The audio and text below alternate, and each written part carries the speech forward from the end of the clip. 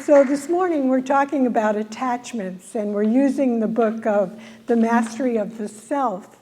And attachment, as Sage so beautifully read this morning, thank you, Sage, how attachments work. The book starts out with how they work, but I wanted to start with a story that could illustrate possibly about attachments. Well, first of all, if you've ever tried to take something away from a 2-year-old, you know what attachment is, just to get it clear, to start on that. And that we have attachments to our beliefs, our ideas, our opinions. They may or may not be true, but we're attached to them, and they affect our lives. Just think about it. Just think about where we've been. We've been attached to our politics, to our vaccine ideas.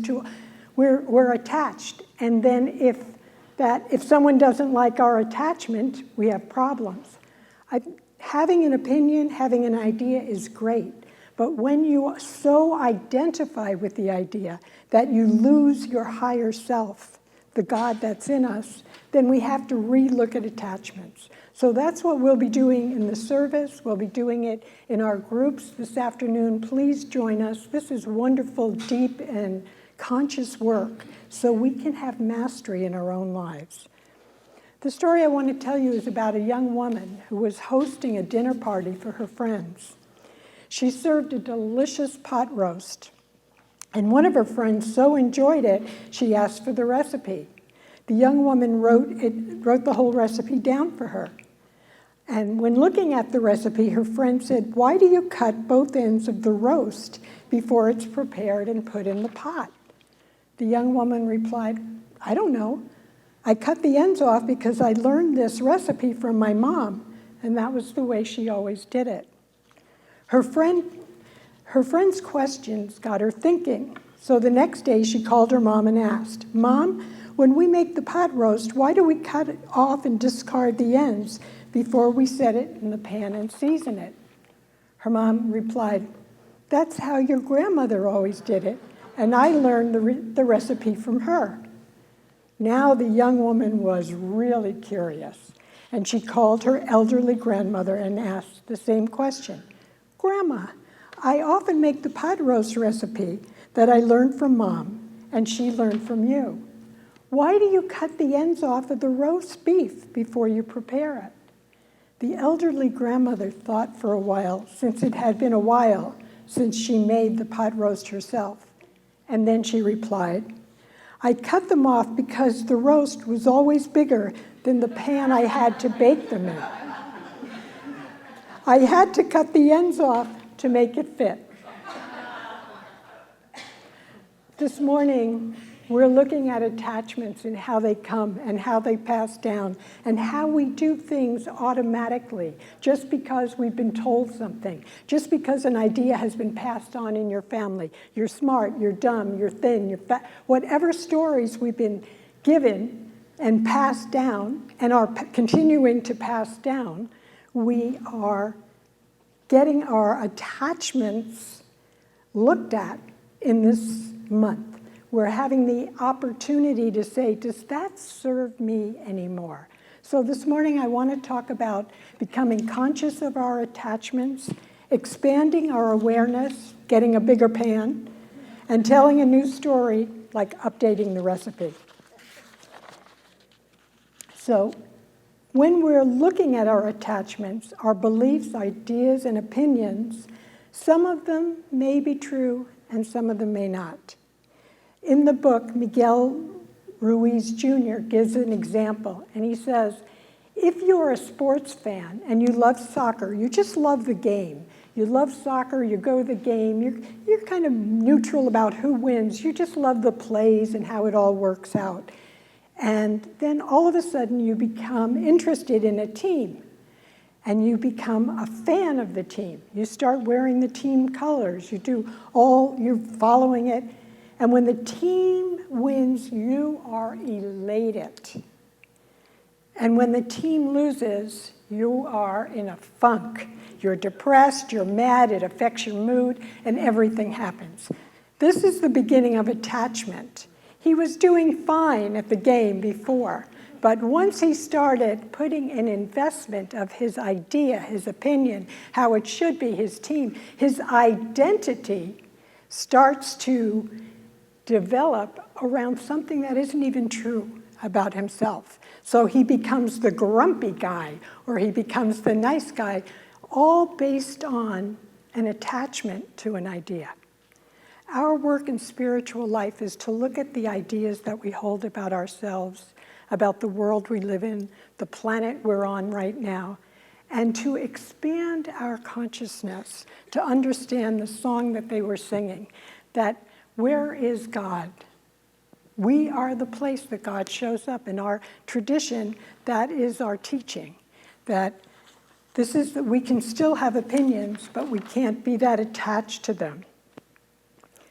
Expanding our awareness, the second point, our founder, Dr. Ernest Holmes, said, we are the idea of God manifest in the flesh. Our teaching says, in the beginning God, all things came from God. Within all things is the essence of God. It is right where we are. It is nothing far away from us. We find it within ourselves. Even though it is so much more than us, it is where we are. And our expanding is to own that truth about ourselves, that we are that very life. So when you have those ideas, I'm not enough, I'm dumb, I can't do it, this won't work, we have methods, prayer, meditation, spiritual reading, good singing, to lift our spirit out of the unconscious attachments we have to being less than. When you look at our planet, we have the biggest attachment to not enoughness and to less than. And we act it out in our own lives. I don't know if you do. I act it out in my life. Let me just say, I can go on with worry. I can go on with a lot of things. And what takes me out of it is the ability to call a friend for a prayer, to read something spiritual, to read something uplifting, because the idea that we are working on is healing the sense of separation, healing the separation from those ideas that don't serve us, that don't serve our families, that don't serve us in our consciousness raising, which is what we're all about. Consciousness raising it's a work. It's something that in this spiritual community we join together, we get into groups, we explore. What is it that's holding us back? There's a dream in everyone's heart here. Everyone in this room wants something to manifest in your life. More love, more kindness, a new house, a car, a relationship, whatever it is, health. We all have desires for expression. If we truly take the idea that infinite presence that created the stars, the moon, is within us right now, that's a limitless energy, that's a limitless presence. And we can call on that, and we can identify with that and expand who we are. Paul and I went to the astrology club in Laguna Woods where we live, and someone set up these amazing telescopes. And we took a look in, and honestly, our jaws dropped. We could see the 4 moons of Jupiter and the rings around Saturn so clearly. And we left having a conversation is, this God is awesome. That is all we could say. We were in awe at the universe, the beauty, the grace. But all of those planets do not have us on them. We are here by divine design to truly express the love and the light of God. This is what we're here. Those other planets express the beauty of God, and we do too, but we have other components to express. So this month, I just invite you to join in the groups, participate at home by reading or meditating. Get your mind to the place of opening to the idea we are the place where God gets to show up, where love expresses kindness, compassion, patience. All the goodies are on this planet. We have the mind that can go to space. We have the mind that built the telescope. Why do we limit ourselves? because we get attached to ideas we don't even know where they came from. When you cut the ends off the roast, you don't know where it came from. You just keep doing it because that's the way it's always been done. I just pray and hope that it's not the way it's always been done from now on. That there is a group of people, Margaret Mead said, it only takes a small group of conscious people to change the world. So I invite us to just review this week. Review for yourself. Where do I hold my limits? Where am I holding myself back? What thoughts do I think are impossible for me? The impossible thoughts. I could never public speak, was one of mine. Honestly,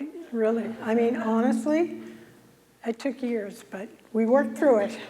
We worked through our thoughts. We worked through those attachments to who we think we are. You are a light of God with a dream in your own heart. Every one of us here, live streamers, people we don't even know, the whole planet is here to express more goodness, more greatness, more God, yay, yay. All of the stuff that young people sing about in their way, we tell in our way. Consciousness is changing, and we need to be on the side of the change. And we need to be the change we want to see.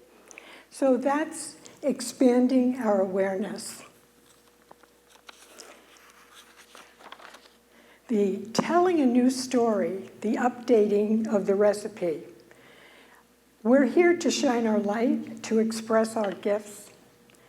And the new story that we're telling, and believe me, a lot of you know my history. I come from a very traditional Catholic background, and I never went into another church till I was in my 20s because I was the pot roast passed down that was a sin. I believed it. When I finally woke up, it was like, I wasn't mad that was something that happened. People believed it. Structures were organizing themselves. It was my responsibility to put my foot in that Protestant church, shake a little, and to walk in, and I wasn't struck with lightning, and I wasn't going to hell, and they were real people like me in that place, trying to do the same thing I was doing, find God. And so I had to change my story. I had to look and say, the story that I'm listening to right now, it might work for some people and it's helping them on the evolutionary process, but I need to change my story. I need to expand my story. So I ask you today, where is it you need to expand your story? Where is it that you're holding back? You want something. You're even afraid to say you want it, but you do. And it's okay, because that's what this planet is for. Jupiter was beautiful. Saturn, the rings around it, phenomenal. But it didn't have people. It didn't have us. It didn't have the creative beings that could build a telescope to look at all that. So we have the power within us. It's right where we are. I just invite you to join the groups this afternoon. But if you don't have that opportunity this week, get quiet enough, still enough to even hear your conversations. And talk to the God of your own heart. And just say, I'm willing to let my light shine. I'm willing for this experience, whatever it is, fill in the blank, to come forward. I'm willing to express this in a greater and fuller way because I know that's why I'm here. This is the gift you've given me, and my give back, my thank you for the gift is to express it.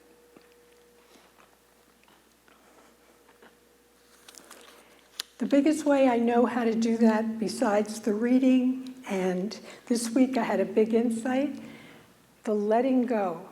Letting go, and I realized because of my background, I really have a lot of spiritual stories that are symbolic for me now, where they were literal before.